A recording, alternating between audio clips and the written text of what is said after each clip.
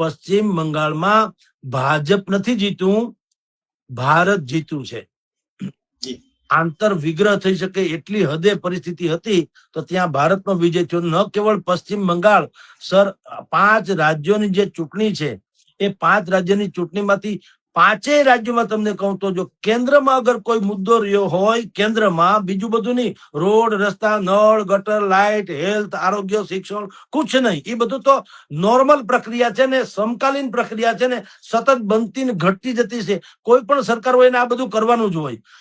દુનિયાનો કોઈ એવો દેશ નથી કે દેશનો વડો નથી જે તમને મોંઘવારીમાં 0 ટોલરન્સ, બેરોજગારીમાં 0 ટોલરન્સ, સલામતીમાં 0 ટોલરન્સ એવી વાતો કે દાવો કરી શકે. એવું ક્યાંય હોય નહીં. અમેરિકામાં છે, તમારી ગરીબી પણ છે, અમેરિકામાં મોંઘવારી છે, દિવાળા ફૂકી નાખ્યા કંઈ કે ટ્રમ્પની આ બધી પાગલપનમાં. એટલે એ બધું સ્વાભાવિક છે.